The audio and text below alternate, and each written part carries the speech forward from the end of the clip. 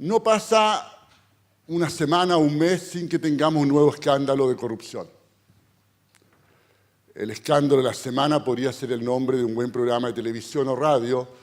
Esta semana fueron un exceso de creatividad en los pasajes que compraban nuestras Fuerzas Armadas y las agencias de viaje, donde la esposa correspondiente tenía un rol más allá del razonable.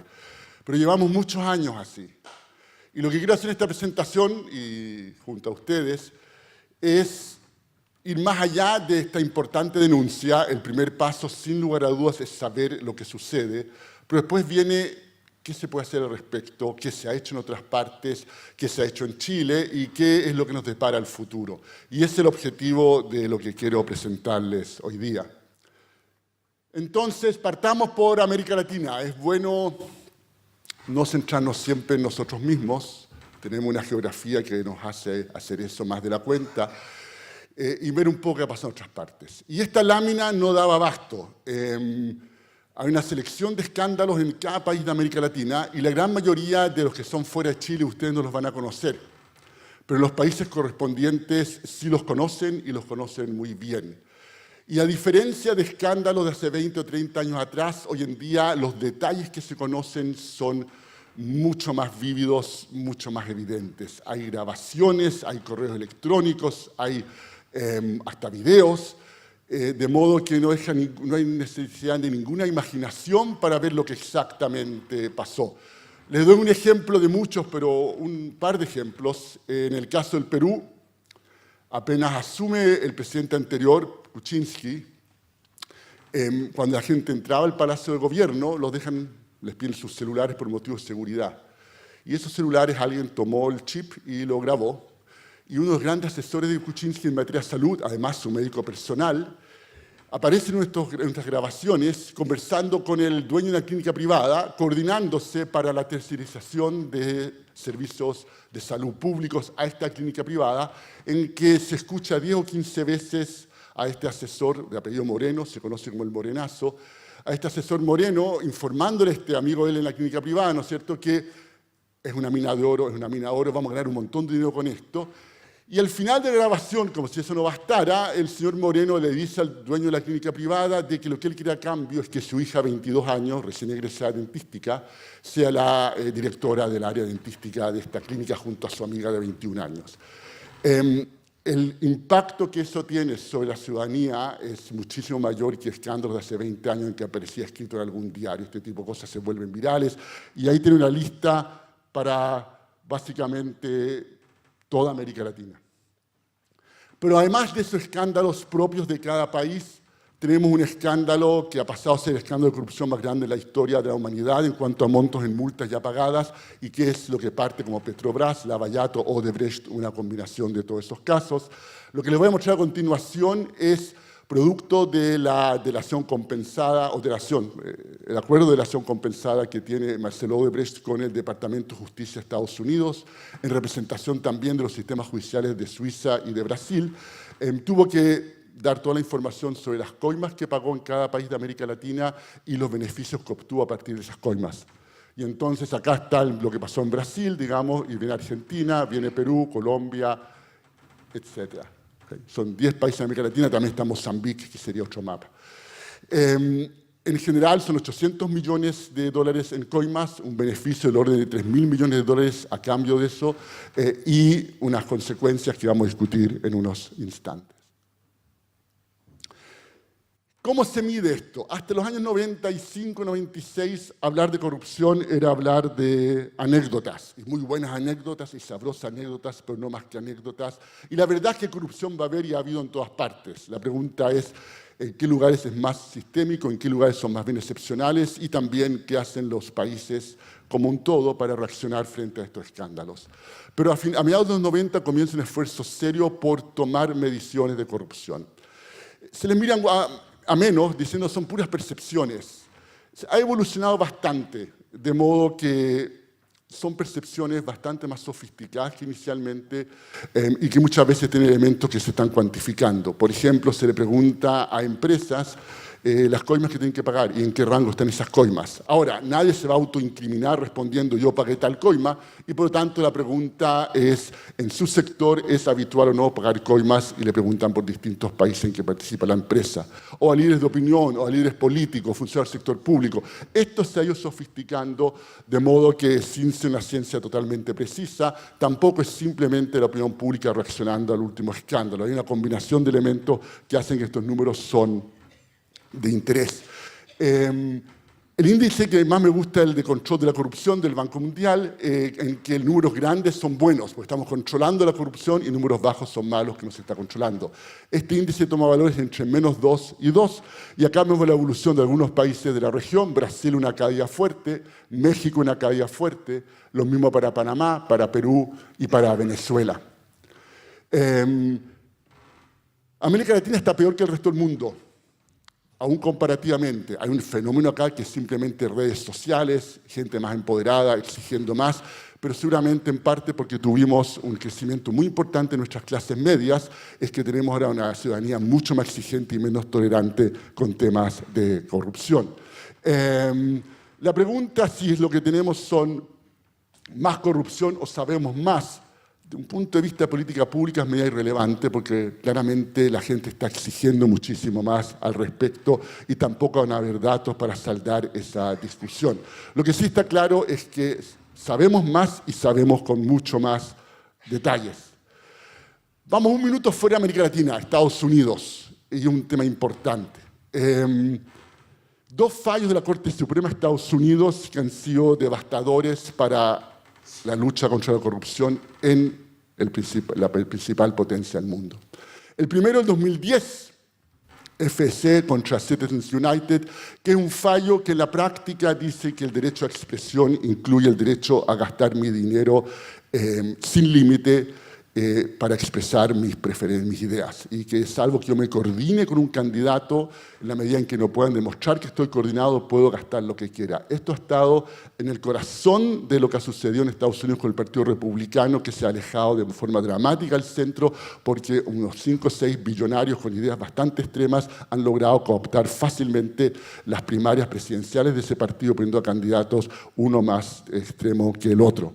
Pero en un fallo reciente y mucho menos conocido aparece un segundo tema, y que es el caso de un gobernador del estado de Virginia que recibió de un empresario relojes Rolex, le arregló la casa, un montón de beneficios, pero que correspondía a cohecho en jerga chilena, pero apeló a la Corte Suprema y la Corte Suprema decidió que mientras no se demostrara de que había una contraprestación a cambio de esas plata que estaba recibiendo, esto no era delito y lo exoneró. Y por lo tanto, lo que tenemos entonces ahora en Estados Unidos es que el pago de coimas, de sobornos, se ha vuelto en la práctica legal después de este fallo reciente de la Corte Suprema de los Estados Unidos. Esto también tiene que ver con lo que ha pasado en Guatemala, que les voy a contar en un segundo.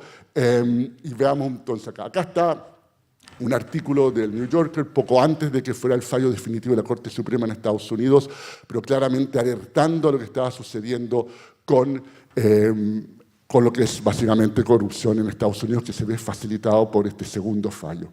En Guatemala hubo una situación de mucha esperanza, algo no tan distinto a la primavera árabe de hace 6, 7 años atrás, en la cual la ciudadanía se revela frente a un presidente y una vicepresidenta corruptos, que eran los líderes de una red de corrupción con las aduanas del país, los sacan del poder y juega un rol muy importante en esto el CICIG, una comisión interamericana contra la impunidad en Guatemala, que se creó hace unos 10 años y que tomó el tema de fortalecer las instituciones judiciales en Guatemala para poder llevar a la justicia casos de corrupción. Dirigida por un jurista colombiano de prestigio, Iván Velázquez, jugó un rol muy importante en llevar a la cárcel a un número grande junto a la fiscal guatemalteca en este rol. Sin embargo, con Trump en el poder, el mensaje de Estados Unidos que esto importa mucho menos, se envalentona el presidente que subió después del corrupto, que llegó con la agenda anticorrupción, que era un locutor, un señor Jimmy Morales, digamos, y él ahora se vio complicado por esta misma comisión, porque encontró que había tenido financiamiento ilegal en sus campañas, y decide entonces no renovar el mandato que tiene el CICIG para estar en Guatemala. En este momento se está negociando, pero lo que sí está claro es que el señor Jimmy Morales no tiene buenos asesores comunicacionales, es el setting que eligió para decidir y anunciar que no renovaba el CICIG. Si ustedes ven bien, esta es la mejor foto que conseguí, pero atrás está lleno de militares haciendo un saludo. Ipsos tiene una encuesta de octubre, toman una muestra grande de países de todo tipo, varios desarrollados, varios emergentes, y el primer tema que más importa a la gente es corrupción. Hay 4 temas casi empatados arriba, pero el número 1 es corrupción. Este es un tema que está realmente en la agenda. Ok, es un momento bastante desolador, y uno abre los diarios y confirma ese sentimiento, no solamente en Chile, en buena parte del mundo. La próxima pregunta que hacerse es, bueno, ¿es realmente tan importante? ¿Por qué importa? ¿Por qué dedicarle tanta energía y tiempo? Y ahí partamos por definir corrupción. Hoy en día corrupción se usa para todo, es una arma contra cualquier enemigo político, y por lo tanto es bueno echar una revisión a las principales definiciones. La primera definición del fin de los 90, y que sigue siendo la más utilizada y la que es más fácil de operacionalizar, es aquella que dice que el abuso de un cargo público para beneficio privado. ¿Okay? La segunda definición extiende lo del cargo público a la idea de que lo que uno tiene es el mal uso del poder que le ha sido encomendado a alguien. Entrusted es la palabra en inglés, encomendado es la mejor traducción al castellano. Y finalmente tenemos una idea más amplia de corrupción, que en algunos países es perfectamente legal, pero igual muy dañina, y que es la captura de política pública por intereses privados. Es cuando ciertos grupos tienen mucho más influencia de lo que uno quisiera, o lo cual es razonable en una democracia, sobre las políticas que se van decidiendo.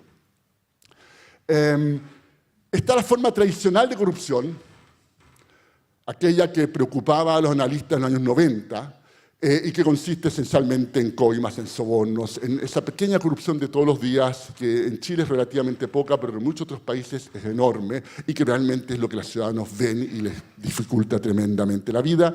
Y está lo que se ha llamado gran corrupción, la corrupción de nuestros días, las redes enormes tipo Odebrecht. El precursor de esto, también de América Latina, fue el caso Fujimori y Montesinos en Perú, y acá vemos entonces lo que fue el caso Fujimori y Montesinos. Fue una red planificada con Fujimori y Montesinos al centro y con coludidos con personas claves en las Fuerzas Armadas, en el Congreso, en los medios, es decir, todo, y además todo grabado en videos. Es decir, claramente la evidencia está ahí para siempre. Se trató de una red realmente que capturó el Estado para un grupo de personas. De hecho, fue clave que en la parte de los medios hubiera un canal de televisión que no fuera capturado por el gobierno ni forzado a salir porque no le dan avisaje al gobierno, que el que denuncia, el que transmite noche a noche en Lima los Vladivideos cuando este escándalo irrumpe. Y el caso brasileño, la parte Petrobras también tiene un número muy grande de personas que son parte de esta red de corrupción. Son 16 empresas, un número importante de políticos transversales envueltos en esto.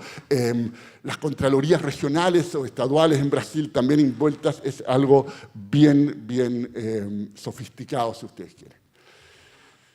Los costos de la corrupción. El mal uso de recursos públicos, por ejemplo, en infraestructura, se hacen los proyectos que no tendrían por qué hacerse y cuestan mucho más de lo que debieran y terminan siendo de peor calidad. Menor crecimiento, menor desarrollo, el sentido más amplio de crecimiento inclusivo, y se termina deslegitimando la política y siendo un terreno fértil para que emerjan liderazgos populistas. Ahí tenemos un costo de la corrupción. Interesantemente, con Estados Unidos saliendo del escenario mundial en estos temas, que sin haber sido perfecto, Estados Unidos sí tenía un rol importante. Estados Unidos fue el primer país en pasar una ley que hacía ilegal el pago de sobornos fuera de Estados Unidos y que conllevaba las mismas penas de cárcel que si se pagaba en Estados Unidos. Esa ley del 79 llevó a que las empresas americanas invirtieran más en países donde se paga menos sobornos y menos en países en que se paga más sobornos, y claramente tuvo un efecto concreto. Bueno, con Trump y Estados Unidos saliendo totalmente de este escenario, hay otros actores que han entrado a llenar eso, y uno ha sido el Fondo Monetario. El Fondo Monetario no usaba la palabra corrupción en un documento oficial hasta hace un año, yo diría prácticamente nunca. Los bancos mundiales, el BID, lo comenzaron a usar tímidamente a fines de los 90. Antes tampoco se usaba esa palabra. Pero el Fondo Monetario es realmente la última institución que uno se imaginaba entrando en el tema de la corrupción. Y sin embargo, toma el tema y lo toma con el siguiente argumento. Nuestro rol en la estabilidad macroeconómica y la estabilidad macroeconómica de varios países claves se está viendo afectada por la corrupción. El problema en Brasil es que la corrupción ha llevado a que los gobiernos no pueden resolver los enormes déficits fiscales que tienen. El problema en Ucrania es parecido a ese. Y según reportes de prensa, habría habido exigencias del Fondo Monetario a Ucrania para el desembolso de los créditos en términos de tomar medidas concretas para remover a ciertos agentes corruptos dentro del Estado y reemplazarlos por gente que no lo fuera. El Fondo Monetario tiene una estimación de cuánto se pagan sobornos solamente al año. Esta es una pequeña parte del costo de la corrupción y es del orden de 2% del Producto Mundial. Estamos hablando de 1,5 a 2 trillones de dólares. También incluye afirmaciones como que la corrupción afecta al crecimiento inclusivo y por lo tanto tenemos entonces de que cuando el Fondo Monetario dice esto, es que esto ya realmente tiene una evidencia durísima como para ser parte de lo que van a ser las políticas del Fondo Monetario a futuro. Vamos a checar a la moneda, pero en un tono más optimista. La corrupción lo que señala, lo que muestra, son debilidades institucionales. Son malos equilibrios institucionales en que la cosa no está funcionando bien en un país. Y por lo tanto, cuando uno logra reformas que cambian esas instituciones y que cambian los equilibrios de poder dentro de una sociedad, uno muchas veces logra dar un salto importante en términos de desarrollo, en términos de crecimiento inclusivo. Esta es una idea vieja en ciencias sociales, en ciencia política y en economía, con grandes nombres detrás de ella. Los más recientes son Daron Acemoglu y Jim Robinson, también están menos conocidos, pero a mi juicio más profundos están Engelman y Ken Sokolov hoy en día. Pero para atrás hay mucha gente que con distintas variantes ha hablado de esto y mostrado evidencia de esto. Muchas veces cuando uno ve un país exitoso y una mira para atrás, uno ve algún momento clave en que hubo un cambio en un equilibrio con reformas institucionales que llevaron a equilibrios virtuosos que permitieron el tipo de crecimiento inclusivo que es el que permite a un país desarrollarse. Entonces, no es que hay recetas, no las hay, pero sí está que cuestiones que están sucediendo hoy día perfectamente puede ser que en el futuro cuando se mire para atrás, sean los momentos claves en los cuales un país logró nuevos equilibrios, mejores instituciones y una mejor convivencia entre esa institución y la ciudadanía, de modo de alcanzar un desarrollo. Y entonces la pregunta es si se puede hacer algo que se pueda hacer para lograr estas cosas. Vamos a la evidencia primero. 3 experiencias exitosas de países en los últimos 50, 60 años en que han pasado de ser muy corruptos a poco corruptos. La primera hay que mencionarla por honestidad intelectual, pero claramente no la recomiendo, y el caso de Singapur con un presidente autocrático, un régimen autocrático, que pasó a ser los países menos corruptos del mundo. Ahora, la evidencia es clara que con regímenes dictatoriales autocráticos, típicamente en promedio hay mucho más corrupción. Esto es la excepción que confirma la regla. Lo que sucede típicamente es que los contrapesos que hay en la sociedad dejan de existir y por lo tanto es mucho más fácil robar, no es mucho más complicado que eso y la evidencia es consistente con eso, pero ahí hay una excepción. Casos más interesantes, aunque también vamos a ver como inspiración no sirven tanto, son el de Hong Kong y el de Georgia. Hong Kong era un lugar muy corrupto hasta comienzo de la década de los 70. La policía en Hong Kong era peor que la peor policía en América Latina hasta esa época. A pesar de ser un protectorado británico, se gobernaban con criterios distintos a los que había en el Reino Unido en la época. Sin embargo, el 73-74 hay un escándalo con el jefe de policía de apellido Godber, británico, quien al ser descubierto en una red de corrupción escapa al Reino Unido. Esto llega a los titulares, es un gran tema en Reino Unido lo deporta a Hong Kong para que lo metan en la cárcel y lo hagan juicio, y el Reino Unido crea una institución para terminar con la corrupción policial en Hong Kong, el ICAC. usando las técnicas que hoy en día sabemos son las que mejor funcionan, por ejemplo, protegiendo a los informantes. Se creó una instancia seria en la cual uno podía informar de corrupción y no tener miedo de que iba a haber represalias, y además dándole muchos elementos para llevar a juicio rápidamente a la gente que fuera denunciada. Se logra revertir la corrupción en la policía, y esto lleva a una dinámica virtuosa que transforma a Hong Kong en un país con índice de control de corrupción muy buenos. En tiempos más recientes, una experiencia bien singular que es Georgia, una de las ex repúblicas soviéticas, y que tiene nombre y apellido, seguramente mal pronunciado, pero Mikhail Saakashvili, quien, como presidente de Georgia, en un trazo de solo 12 años, lleva a ese país del lugar 188 al lugar 50 en el índice de control de la corrupción. Es decir, al comienzo Georgia estaba peor que el peor país de América Latina, y termina a nivel de Costa Rica. En América Latina, lo vamos a ver en 2 minutos, hay esencialmente 3 grupos.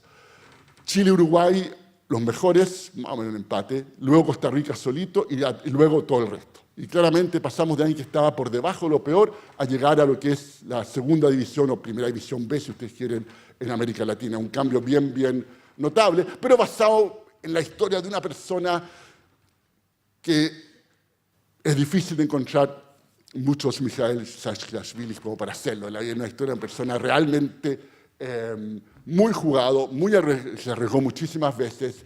Hay reunión del Parlamento en que saca patadas a los senadores y diputados que estaban promoviendo medidas corruptas, con lo cual tiene el apoyo popular, pero no todo presidente va a hacer eso. En general, no es algo para ser copiado.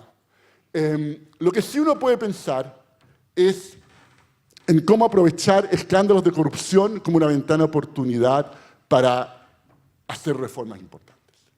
El problema de las reformas anticorrupción en general, de las reformas que fortalecen instituciones, es que hay los incumbentes o personas claves con poder que pierden con esas reformas y tienen derecho a veto. Por ejemplo, muchas de esas reformas le quitan poder a los partidos políticos o al Congreso o al Ejecutivo, y a nadie le gusta perder poder, y por lo tanto los incentivos para hacerlo son muy bajos. En épocas de escándalos, ese veto se levanta. Y si uno logra formar una coalición entre ciudadanía, medios, líderes políticos que sí quieran promover esta agenda, que siempre los va a haber, digamos, uno puede en esos momentos hacer esas reformas que serían muy difíciles de hacer en tiempos normales. Ahora, el desafío es grande. Está lleno de escándalos en que no se hacen reformas valiosas. Y parte del problema es que el mismo escándalo significa que los líderes políticos están muy debilitados, y independiente que algunos de ellos puedan ser muy honestos y muy buenos, nadie les cree a nadie nomás. Y por lo tanto no es fácil aprovechar estos escándalos de corrupción para llevar las cosas adelante. Les doy un ejemplo de México, antes de pasar a Chile. México tuvo un enorme escándalo de corrupción bajo Peña Nieto que involucraba a la Casa Blanca, una casa que le fue facilitada a Peña Nieto y a su señora por una empresa constructora, con la cual tenía contratos el Estado, por evaluar en $7 millones. Esto lleva a que, era un escándalo más en México, a que finalmente una alianza transversal entre sociedad civil, mundo académico, empresarios más jóvenes y más dispuestos a competir en las ligas internacionales, se unieran para mejorar la legislación anticorrupción en México. Había un sistema nacional anticorrupción que se había aprobado en general, pero que lo tenía las leyes secundarias que son clave en México, y este grupo pone presión para que esas leyes secundarias sean buenas leyes, y se terminó con buenas leyes, y en este momento la gran pelea en México está por nombrar un nuevo fiscal nacional. Peña Nieto se dio cuenta que si ponía a alguien en serio, esto iba a ser problema para él. La sociedad civil le presionaba mucho que no ponga a Peña Nieto algo cercano a él. Esto es un tema que se sigue peleando en México, pero claramente esto fue un tema en que la calidad de las leyes en este tema son ambiciosas y buenas. Por ejemplo, el dueño de Cineplex en México, que también es el dueño de Cinehoids en Chile, una cadena grande de cines en México, puso los cines a disposición para juntar las firmas para que esto fuera una iniciativa de la sociedad civil de proyecto de ley. Y se juntaron mucho más las 300.000 firmas necesarias gracias a que se daban avisos antes de las películas invitando a la gente sentada en el cine a firmar esta iniciativa. Vamos al caso de Chile. Ahí están una lista selectiva de los escándalos más grandes de los últimos años. Ustedes los conocen bien, así que no tengo que entrar en detalles, pero están ahí Corpesca, Penta, SQM, Cabal, el Milico Gate y el Paco Gate. Perdón, a ver si me fue esto. ahí está nuestro control de la corrupción. Y ha bajado de manera importante. Ahora, esta es una baja no trivial y que es importante revertir. Sin embargo, ahí tenemos todos los países juntos. Y ahí arriba sigue Chile. Es decir, hemos bajado relativo a nosotros mismos, pero no relativo al resto de la región. ¿Okay? Ahí los que están bien abajo es Venezuela, los dos de arriba son Chile y Uruguay. Y la posición relativa dentro de América Latina no ha cambiado en el sentido que están Chile y Uruguay arriba, Costa Rica entre medio y todo el resto mucho más abajo. En ese sentido ha permanecido igual, pero lo que los países perciben no es comparado a otros países, perciben comparado a como ellos estaban antes, y en ese sentido está el deterioro del cual les conté inicialmente. ¿Okay? Dos son los desafíos que hemos enfrentado frente a los escándalos de corrupción en Chile.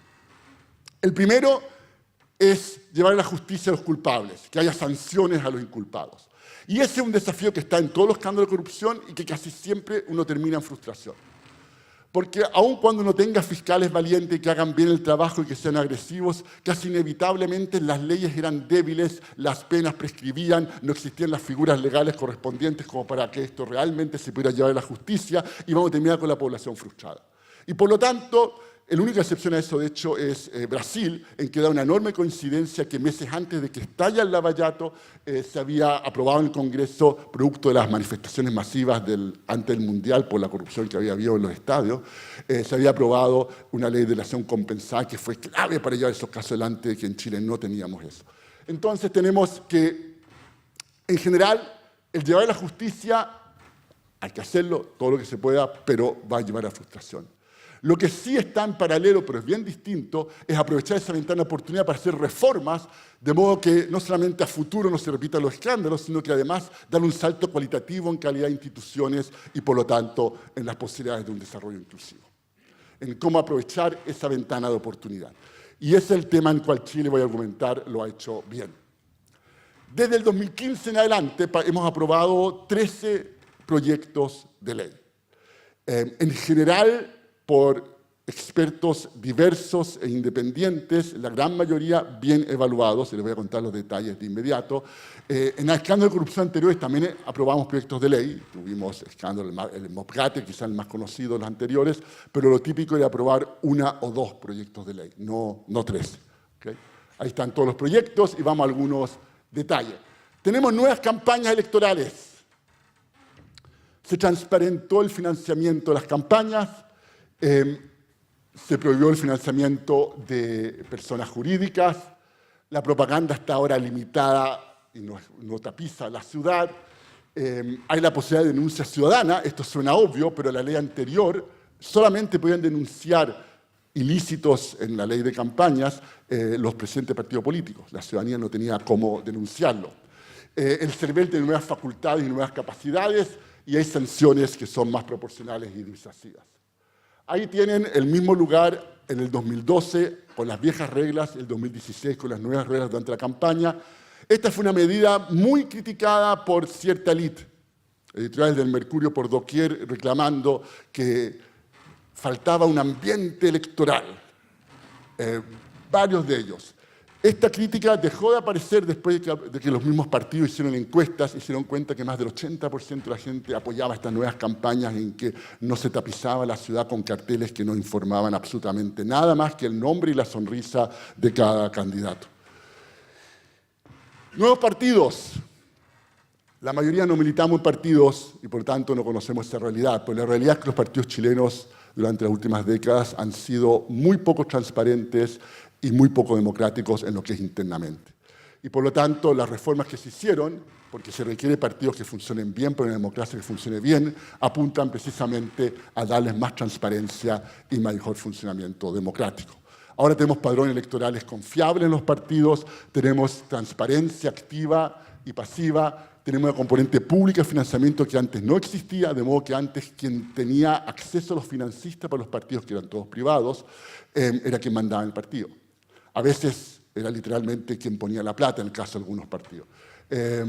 Tenemos también una protección de los derechos de las minorías dentro del partido y tenemos elecciones directas, y ahí fue un tema, que hubo una pelea grande en el Congreso, en que se logró que el CERVEL puede organizar elecciones internas, pero no es obligatorio. ¿Okay? Los partidos se oponían, porque las directivas se oponían, porque les facilitaba ser reelectos el no tener elecciones organizadas por el CERVEL. No es más complicado que eso. Pero se les dejó la posibilidad, y ahí tenemos entonces a dos parlamentarios muy distintos, pero que tienen en común que son minoría en sus partidos. Díaz y Belolio, Díaz del PS, Belolio de la UDI, reclamando de que quieren que el CERVEL organice esas elecciones, que pase de esta posibilidad a que sea una obligación, y es cosa simplemente de que el Ministerio de Hacienda ponga las platas para poder financiar eso desde el CERVEL. No se requiere más que eso. También tenemos al CERVEL fiscalizando a las platas que reciben los partidos. Hay un proceso de aprendizaje. El CERVEL también ha tenido un proceso en el cual ha tenido que cambiar su lógica de organizar elecciones en que eran amigos de todo el mundo a estar fiscalizando los partidos, lo cual obviamente es una situación más confrontacional, pero se ha movido en la dirección correcta y lo está haciendo cada día mejor. Prevención de la corrupción. Una cosa interesante de esta agenda es que pasamos el gobierno de Bachelet a Piñera y se ha seguido con varios de estos temas. Esta no es una agenda de derecha-izquierda. De hecho, hay gente que la promueve de derecha a izquierda y hay gente que se opone de derecha a izquierda también. Esta es una agenda transversal. Es el tipo de agenda, de hecho, en que la mayoría de las medidas, como que el 99% está de acuerdo, ¿no es cierto? ¿Quién va a estar en desacuerdo con que las elecciones internas de los partidos sean como las elecciones que tenemos a nivel nacional, en las cuales el CERVEL organiza y sabemos el resultado a las 3 horas de cerrar las mesas? Bueno, van a estar en desacuerdo los que controlan algunos partidos y no mucho más que eso, ¿no? Entonces, claramente, ese tipo de medidas es donde, si uno logra instalarlo y poner presión, uno va a lograr avanzar. En el tema acá de persecución y sanción de la corrupción, bajo el actual gobierno, se introducen indicaciones que permiten mejorar mucho ese proyecto de ley. Hubo presión de la sociedad civil, hubo parlamentarios claves, transversales, que apoyaron este tema, pero al final también es clave el Ejecutivo en lo que es iniciativa legislativa y por lo tanto muestra que esta agenda ha pasado de un gobierno a otro de una forma interesante. ¿Qué se aprobó ahí? Lo contrario a Estados Unidos, que les dije al comienzo. En Chile ahora el cohecho no va a requerir demostrar la contraprestación, que en la práctica es imposible. El mero hecho de estar en una posición de poder y recibir dinero de un privado significa de que acá hubo cohecho y por lo tanto es la legislación en la mayoría de los países avanzados, solía ser en Estados Unidos, no lo es ya, y por lo tanto tenemos eso. También tenemos penas más altas para los delitos de corrupción, que también eran muy, muy bajas lo que teníamos en Chile. Esto fue aprobado hace 2 semanas. Sistema de alta elección pública, fue la gran reforma después del Mobgate, pero hubo algunos resquicios que fueron muy bien aprovechados para eludir el espíritu de esta ley. Estaban los provisionales y transitorios que evitaban un concurso en la práctica o sesgaban ese concurso. Se han cerrado esos resquicios y deberíamos tener este sistema funcionando mucho mejor. Tenemos transparencia en los mercados del suelo, esto motivado por el caso Cabal, y finalmente la formación ciudadana regresa a las escuelas y los colegios de Chile. Nuevas declaraciones de patrimonio e intereses. Estas declaraciones son claves históricamente por 2 motivos, hoy en día por 1. Históricamente para detectar enriquecimiento ilícito y para detectar conflictos de interés. Hoy en día el enriquecimiento ilícito se detecta por la unidad de análisis financiero y por lo tanto esto ahora es clave para conflictos de interés. Chile tenía estas declaraciones pero no funcionaban en lo más mínimo porque la información que contenían era totalmente insuficiente para saber nada de dónde tenía las inversiones una autoridad. Lo clave es saber si tiene el sector pesca y por lo tanto no puede tomar decisiones que tengan que ver con pesca. No se sabía absolutamente nada de eso. La nueva legislación tiene la información necesaria, es pública, tiene un ente a cargo de fiscalizar, que es la Contraloría. En general, es una mejora importantísima en este tema. A nivel de mercados, tenemos varias reformas interesantes en lo que es libre competencia. Tenemos otro escándalo que se está cerrando, otro juicio, el caso de las farmacias, salió en la prensa ayer, antes de los laboratorios, cuidado, perdón. Pero acá tenemos entonces que lo que es colusión, vamos a tener ahora la posibilidad de penas de cárcel y delación compensada, que es una combinación potente y que es la forma en que esto funciona y bastante bien en países desarrollados. Y después, en lo que es el regulador de los mercados financieros, se le da mucho mayores poderes y mayor autonomía y se crea un ente colegiado a cargo de regular el mercado financiero, el CMF, Consejo de Mercados Financieros, que es un salto bien importante en la calidad de nuestra regulación financiera. En Chile hemos tenido la vergüenza en los últimos 15 años que ves que hay un escándalo de uso de información privilegiada, por ejemplo. Nos enteramos siempre por el regulador de Estados Unidos y después nuestro regulador se entera. Eso va a cambiar en forma notable con lo que tenemos acá. Y tenemos el motivo por el cual me invitaron, imagino, que es la comisión que me tocó presidir y que jugó un rol en estas reformas de las cuales les he venido contando, que quiero contarles brevemente ese rol y después una reflexión mucho más general. Fuimos 16 personas bien diversas en lo político y en lo profesional. Estaban desde lo político Olga Feliu, que en paz descanse, que fue ministra de Pinochet, hasta Manuel Riesgo, un destacado militante del Partido Comunista. Y entre medio, una gran variedad de personas. Estamos en Valparaíso, Agustín Siqueira, ilustre hijo de esta ciudad, fue uno de los miembros. Estaba Benito Baranda, Vittorio Corvo, Andrea Repeto, Marcela Ríos, muchos más. Fue un grupo diverso que tuvimos, ahí están 4 cifras, 16 miembros, 45 días. Optamos por hacer propuestas concretas, de modo de poder evaluar después si se cumplieron o no, y hicimos 236 propuestas concretas, agrupadas por temas, obviamente, y finalmente apostamos a que fueran unánimes. Desarrollamos toda una metodología para que estas propuestas fueran unánimes, porque ese era el mensaje que queríamos dar, que un grupo muy diverso estaba de acuerdo en qué hacer en temas de corrupción y en temas más generalmente de fortalecer instituciones. De hecho, fue importante que no hubiera líderes políticos ni empresariales dentro de la comisión. Los escuchamos a todos, los invitamos a todos, pero no fueron parte de la comisión. Nosotros decidimos qué temas abordar y nosotros desde un primer día dijimos esto va más allá de la corrupción, se trata de la corrupción como un síntoma, pero el problema profundo son debilidades institucionales y por lo tanto queremos apuntar tanto al síntoma como a las causas más profundas. Propuestas específicas y además buscando unanimidad. ¿Cómo se empujó esta agenda? ¿Cómo se logró tanto avance en esta agenda? Bachelet recogió parte de nuestras propuestas en una cadena nacional a fines de abril de 2015, incorporó otras cosas legítimamente, y de ahí partimos con 15 o 20 proyectos de ley al Congreso entre junio y julio del 2015. Ahora, 3 años después, hay 13 proyectos de ley aprobados y les voy a contar en un minuto, en general con muy buena evaluación. Entonces, ¿cómo se logró esto? Primero, liderazgos en el Ejecutivo claves, partiendo por la presidenta, pero también ministros que realmente venían de una tradición intelectual en la cual uno está convencido de que este tipo de reformas van mucho más allá de la coyuntura política, tienen impacto en el mediano y largo plazo. Me refiero a los que eran ministros de la SECPRES y de Hacienda durante los años de estas reformas. El rol de los medios de comunicación. Transversalmente hubo medios claves que contribuyeron, o líderes de opinión, o periodistas importantes que contribuyeron con esta agenda en momentos importantes. El rol de la sociedad civil también fue sumamente importante, y todo esto en un substrato de un descontento e indignación y espanto ciudadano. El momento en que uno se transforma en un país en que esto pasa a ser normal, es mucho más difícil hacer reforma. En Chile tenemos una capacidad grande de indignarnos frente a estas cosas y el desafío es cómo traducir eso en iniciativas que permitan mejorar y reformar. Y acá jugó un rol muy importante un observatorio anticorrupción que creamos desde Espacio Público, una fundación en la cual yo era presidente en ese momento, y Ciudadano Inteligente.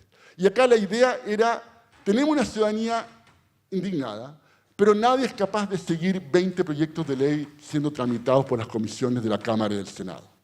Y por lo tanto fuimos informando semana a semana cómo iba esa tramitación, pero no un cómo iba abstracto.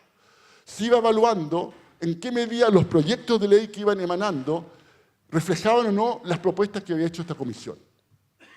Y se ponía nota de 1 a 7 y grado de avance de 0 a 100% en cada una de las 236 propuestas. Ahora, había propuestas mucho más importantes que otras. 30 expertos diversos ponderaron la importancia de las propuestas, de modo que eso también se dejó en manos de un grupo transversal. Y entonces, esa información estaba ahí para usarla por líderes de opinión, medios de comunicación, líderes políticos.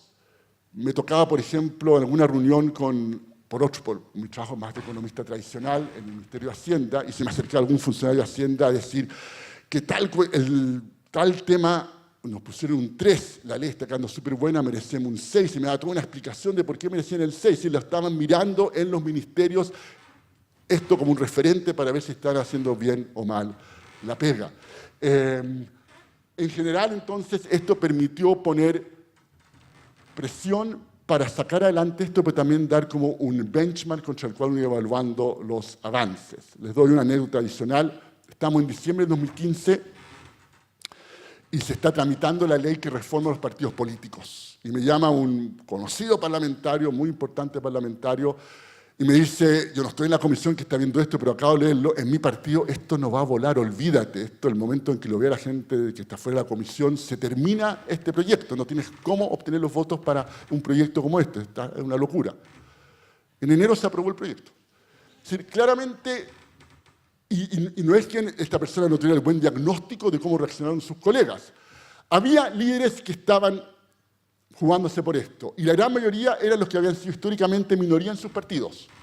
Y por lo tanto querían tener una cancha pareja dentro de sus partidos.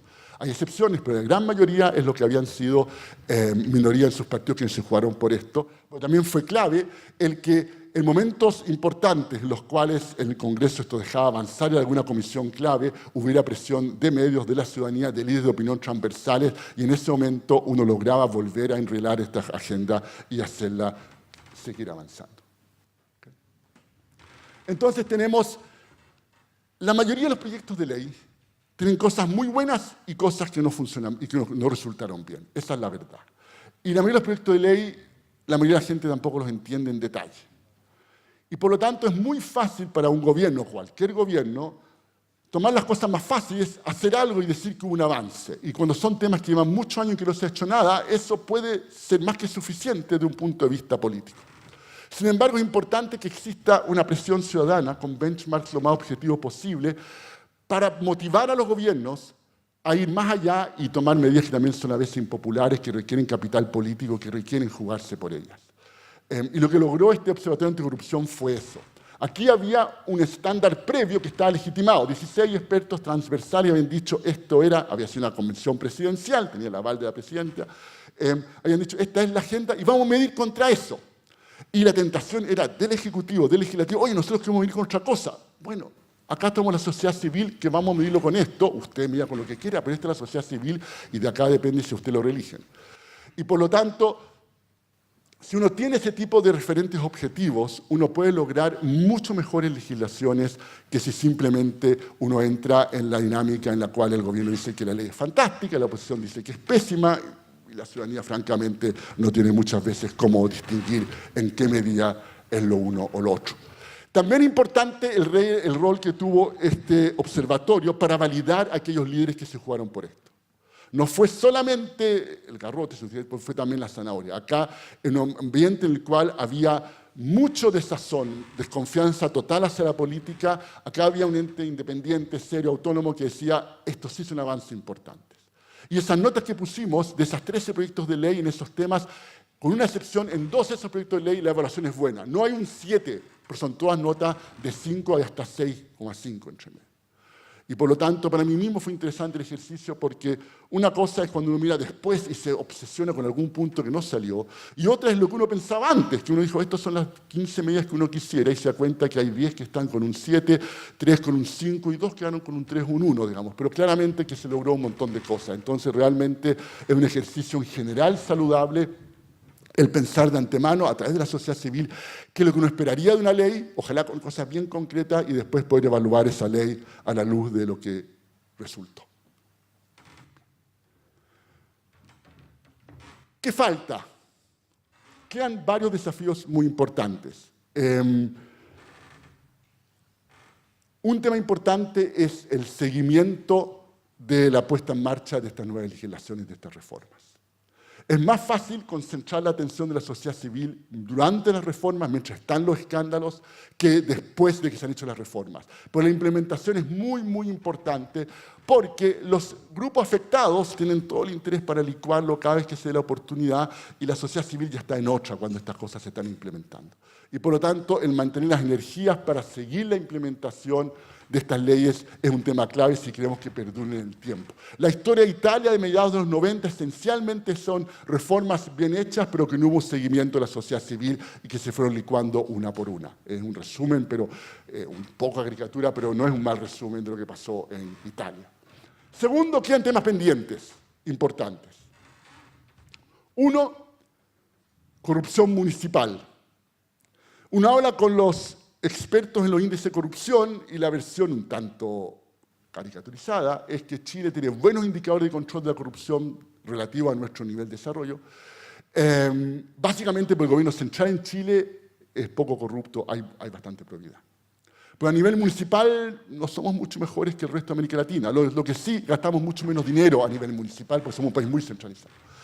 Y por lo tanto, a nivel municipal es donde la gente vive la democracia de forma más directa a través de la salud que reciben, la educación que reciben, y por lo tanto ahí hay un tema pendiente que es políticamente muy costoso, es difícil, pero que debemos abordar y que se vuelve más urgente con la elección de gobernadores, porque ahí no va a ser ya los municipios, van a ser los gobiernos regionales, los cuales van a empezar a manejar mucho más dinero y nuevamente es muy bueno que tengamos un gobierno más descentralizado, pero no a costa de tener una enorme corrupción. Y por lo tanto ahí tenemos un tema en el cual hay urgencia y es importante.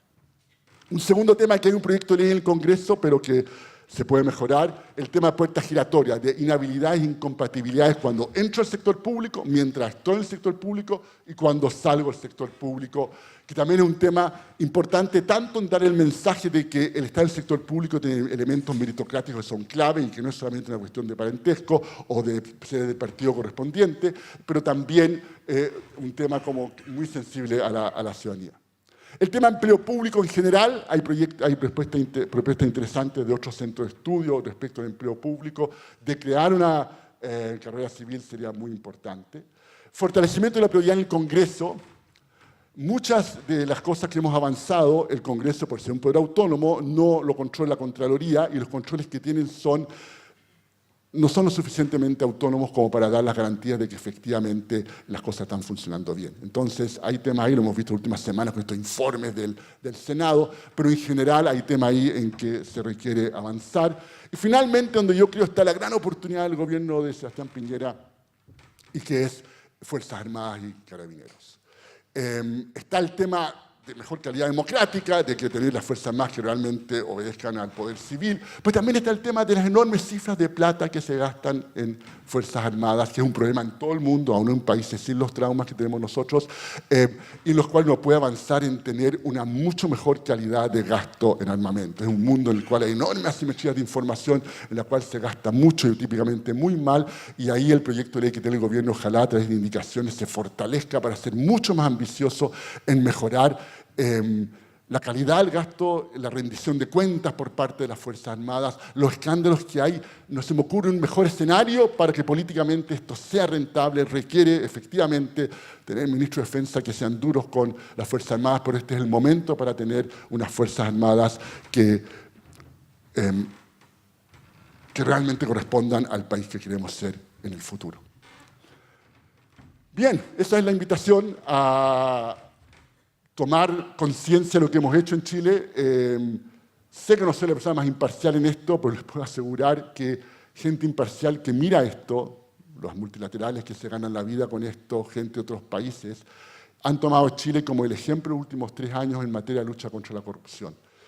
En parte porque es relativo, porque en otros países se ha hecho muy poco, pero en parte porque lo que hemos hecho para gente que sabe lo difícil que es avanzar es sumamente notable. Ahora, la invitación no es a autocelebrarnos o a ser autocomplacientes, sino que a tomar conciencia de lo avanzado que ha sido esta alianza entre líderes políticos, sociedad civil, medios, académicos, etcétera, y seguir avanzando en los temas que estaban una lámina antes, que son temas pendientes y que también son muy importantes. Muchas gracias.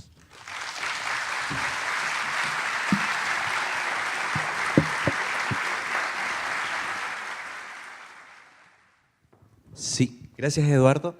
Vamos a dar tiempo para algunas preguntas del público. Las voluntarias van a llevar los micrófonos. Eduardo, buenos días. Buenos días. Mira, mi nombre es Juan Pablo Moreno, soy un exfuncionario de CEPAL, del ILPES, y trabajé también en el antiguo sistema de ahorro y préstamo, así que conozco bien el tema financiero. Interesante, pero chico, lo que plantea, porque los grandes temas de corrupción en Chile no están. Y los grandes temas de corrupción son el 17% del PIB, del cual se apropian algunas transnacionales, y el 0,1% de la población. Me refiero a la estafa de la AFP, me refiero al saqueo del cobre y los metales preciosos, que pagan la séptima parte de lo que pagarían en impuestos en Noruega, por ejemplo. Me refiero a la ilusión y la evasión tributaria, que es un 5% del PIB, 20.000 millones de dólares. Me refiero al subsidio implícito que dan las AFP al sistema financiero y a las empresas, que es alrededor de 1.000 millones de dólares por mes. Y voy a poner un ejemplo que grafica muy bien lo que sentí al ayudar a mi hermana, que acaba de jubilar por Provida. Ella cotizó, trabajó un tiempo fuera de Chile, pero cotizó en Chile 19 años. 10 años a 1.200.000 en plata de hoy, medida en UF. Y 9 años a 800.000 pesos de hoy, es su sueldo actual.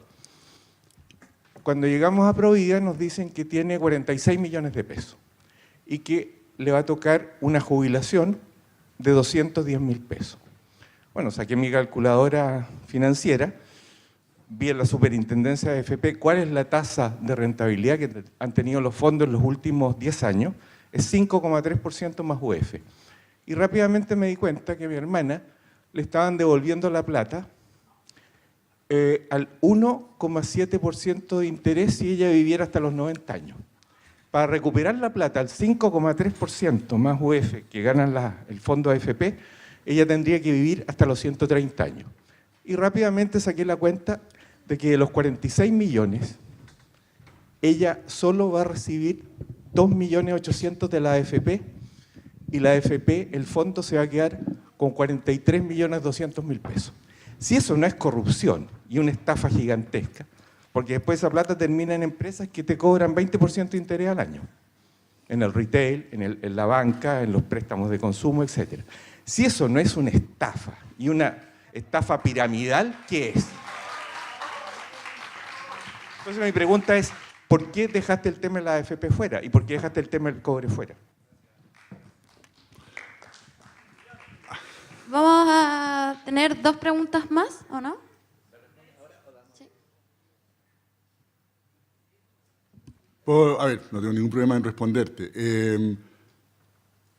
Lo que esta agenda tiene de atractivo, a ver, el caso particular que tú me cuentas, yo no tengo cómo evaluarlo y tampoco el rol de esta conferencia hacerlo. Pero, un momento, déjame. Te escuché con harto respeto y cariño, así que te pido lo mismo. Pero del punto de vista de lo que yo creo que puedo capturar, que puede ser de tu interés, digamos, es que queremos un sistema político que las leyes que se aprueben, las instituciones que tengamos, representen mejor a la ciudadanía. Y todas las reformas que yo les he contado hoy día respecto a cómo funcionan los partidos políticos, cómo se financia la política, son reformas que apuntan en esa dirección hacia el futuro y que apuntan en la dirección a que quienes nos representan en el Congreso y en todos estos procesos legislativos, en los procesos regulatorios, sean mucho más cercanos a lo que son realmente nuestras preocupaciones. En ese sentido, una mejor democracia debiera llevar a tener solución a estos problemas mucho más hacia el futuro que hacia el pasado, para ser también honesto en las expectativas que te puedo dar, digamos. Pero ese sería el tema acá. Nosotros en esa comisión, con 16 personas diversas, tomamos aquellos temas en que a futuro, con cambios en legislativos, en cómo funcionan instituciones, uno puede evitar el tener instituciones que no representen lo que la gente realmente quería, en lo que es, por ejemplo, el tema de cómo se manejan sus dineros para una jubilación. Vamos a otra pregunta.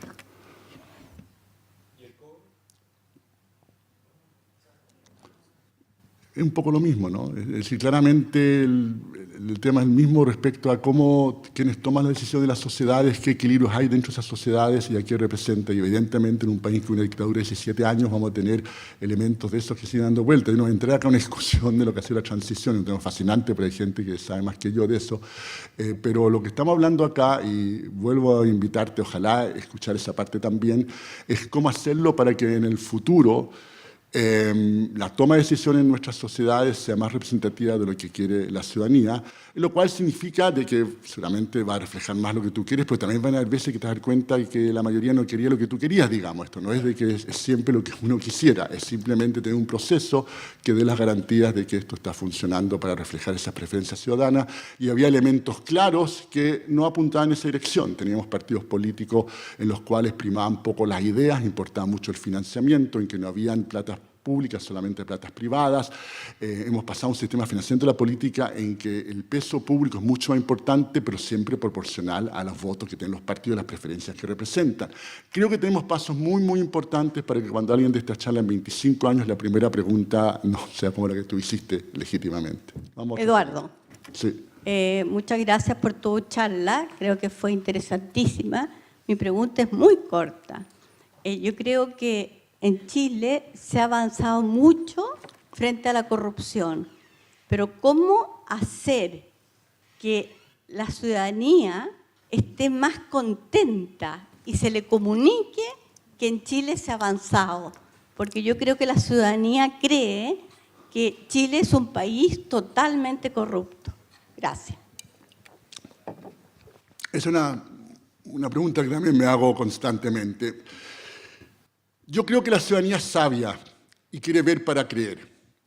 Y por lo tanto, las cosas que ha visto, cuando le encuestan, tiene súper claro que han mejorado. Lo que pasa es que muchas de las cosas no las ha visto nomás. Entonces, las nuevas campañas que hemos tenido, que no es la cuestión más importante, pero una cuestión bien concreta que la gente ve, ¿no es cierto? 82% a favor, y claramente lo apoyan. Ahora, que el sistema de ADP va a funcionar mejor, que la mayoría de estos escándalos que hubo con Sename, etcétera, eran siempre instituciones del Estado en que no había sistema ADP, en que habían logrado bypassarlo. Yo ves que había uno de estos escándalos, iba a la web, miraba y no estaba por ADP, era un profesional transitorio o era una institución que no estaba escrita. Bueno, eso es para los especialistas. La gente de la calle va a tener que pasar años hasta que vea que en el tema del Sename se hace mejor. Entonces, nosotros que estamos acá, la gran mayoría como líderes de opinión, tenemos un rol en contar esto, pero en que esto llegue a una mayoría masiva con justa razón en el ambiente en que tenemos, vamos a tener que esperar a que estas cosas se vayan manifestando. Varias de estas se van a ir manifestando. Tenemos, por ejemplo, nuevos partidos políticos diversos y fenómenos interesantes. Está el Frente Amplio, que es evidente, pero también está Evópoli, digamos, y está dentro de partidos tradicionales en que aparecen nuevas tendencias buscando una oportunidad, digamos. La UDI por primera vez tuvo elecciones como corresponde, antes no había elecciones, el Partido Comunista también le toca tener elecciones prontamente. Entonces estamos en procesos que hay que tener paciencia, son lentos, pero van en la dirección correcta. De hecho, un dato que libró el CERVEL recientemente, comparando la participación electoral 2013 y 2017 entre la gente joven, un aumento importante el 2017. Bien importante, casi el doble, pasamos 18 al 35% votando en los grupos de en torno a los 20, 25 años. Entonces, hay brotes verdes que van a tomar tiempo en que la gente se convenza y ahí tenemos una labor de divulgación que somos líderes, pero también hay que tener paciencia. La confianza se pierde rápido y se recupera lentamente y creo que es así como funcionan las sociedades.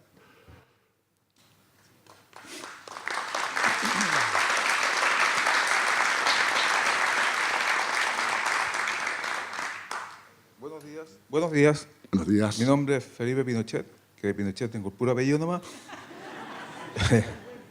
Sí. Usted nombraba los casos de corrupción que todos sabemos, como Corpesca, SQM, Penta, Cabal. No nombró, por ejemplo, Servicio de Impuestos Internos. Cuando doña Michelle Bachelet decide sacar de su cargo de director a Michel Royat porque él estaba por entregar todos los casos que involucraban a grandes empresas, por entregar todos los casos a la Fiscalía, y doña Michelle Bachelet no haya nada mejor que cambiarlo y nombrar al señor Barraza, que actualmente sigue en el cargo y parece que va a seguir durante el gobierno de Piñera, porque no me cabe duda que ahí hay hay intereses creados para que el señor Barraza no investigue lo que tiene que investigar. Y es un caso que ya se va a tapar. Discrepo también con la señora que habló recién, en que dice que Chile es un país que la corrupción se denuncia. La corrupción la han denunciado generalmente periodistas. No conozco ningún político, salvo el diputado Zafirio, que denunció la corrupción en Sename, pero no conozco ningún otro político que haya denunciado la corrupción. Están todos coludidos e involucrados.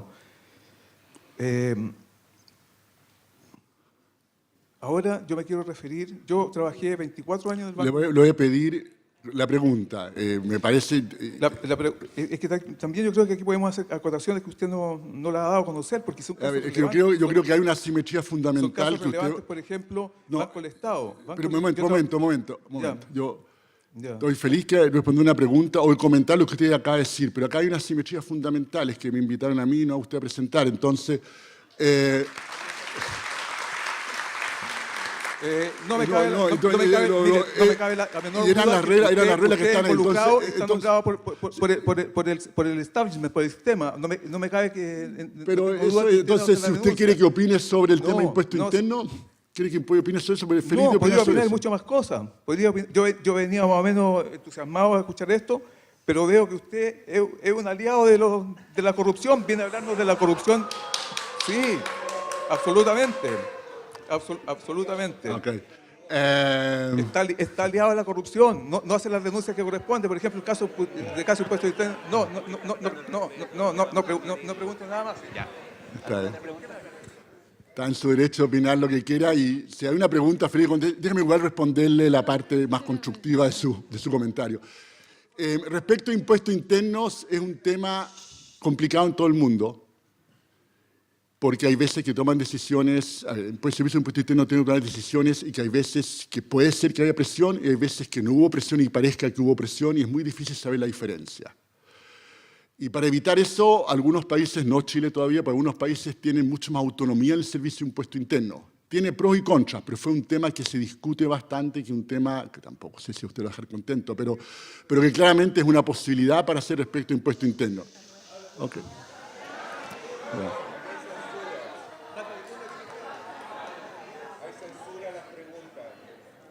Hola, buenos días. Quiero hacer Buenos días. una pregunta más amplia.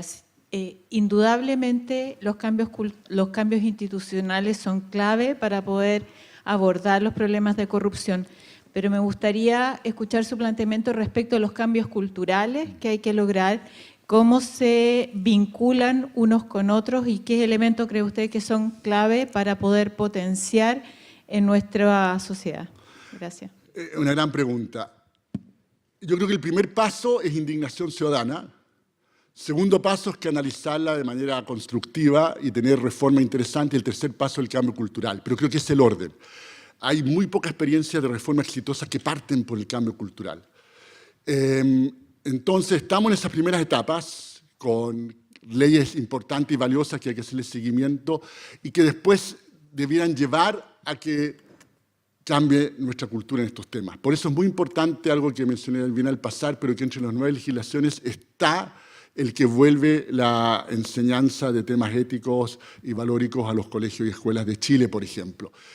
Acá lo primero que hay que hacer es señalar claramente a la sociedad que ciertas cosas que eran aceptables en el pasado ya no son aceptables ahora y que eso pase a ser parte de cómo se vive, digamos, para que seguramente quienes son más jóvenes que nosotros, digamos, les parezca obvio que es así y la gente entonces lo internalice como algo obvio. Estos cambios culturales son de 10, 20, 30 años, no son de 1, 2, 3 años, pero parten con buenas leyes que se fiscalizan bien, que tienen un diseño inteligente, que tienen buenos equilibrios para que esto funcione. Y después vienen esos cambios culturales. Desgraciadamente no es al revés. Los cambios culturales per se no hay experiencia en el mundo en que se partió con un cambio cultural que ha sido exitoso una campaña o una reforma anticorrupción. Lo que sí es clave es después, para que esto quede el tiempo, tener la componente de un cambio cultural y creo que eso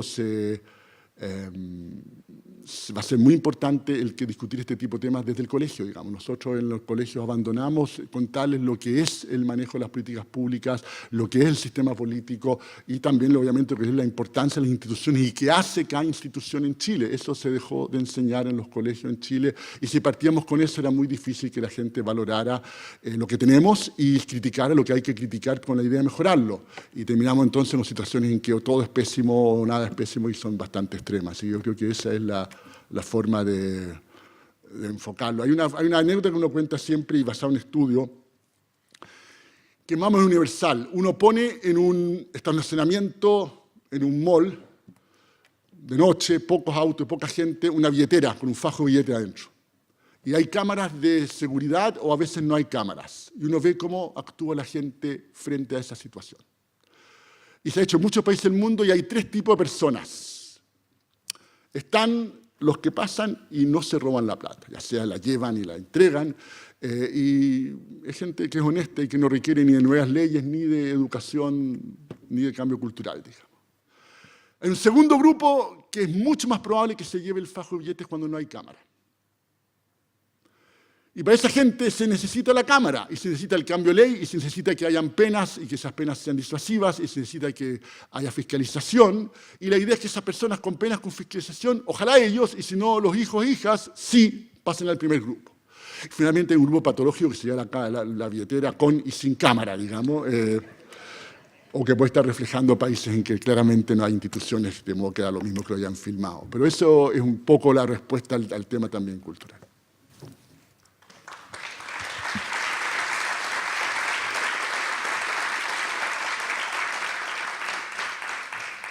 Buenos días.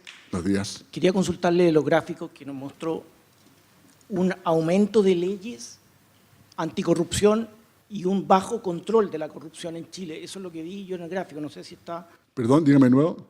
Que había, usted dijo que se habían aprobado 13 proyectos de ley en el último tiempo. Sí. Y a su vez había un bajo Sí. control de la corrupción en Chile. Sí, muy buena Entonces, pregunta, muy buena pregunta, ¿se podría válida. explicar esa? Sí. Claramente en Chile se aprueban un montón de leyes y el indicador de control de la corrupción ha detenido su caída, pero no ha empezado a subir todavía.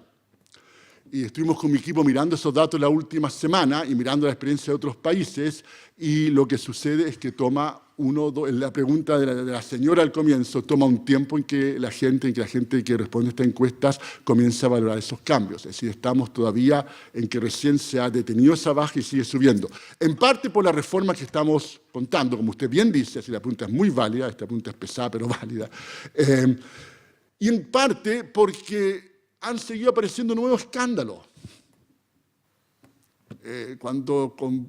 Cuando la presidenta Bachelet convino la comisión que tuvo el honor de presidir, habían varios escándalos que todavía no conocíamos, digamos. Lo del Paco Gate, lo del Milico Gate fue todo posterior a eso. Y para la gente, ¿no es cierto?, queda la percepción de que simplemente acá seguimos con escándalos día a día, digamos. Entonces, hay 2 factores. Toma tiempo en que esto se revierta en este tipo de encuestas. Esta encuesta tiene un año de rezago para empezar, pero además toma tiempo. Y segundo, hemos seguido teniendo escándalos, lo cual podemos verlo como, qué problema, o qué gran oportunidad tenemos para cambios importantísimos en lo que es cómo funcionan nuestras Fuerzas Armadas y cómo funciona Carabineros. Yo creo que lo segundo sería excelente. Nuestro problema de seguridad, en gran medida, es porque Carabineros no funcionaba bien y nadie se atrevía a decirlo. No es el tema de mi conferencia acá, pero claramente es un tema.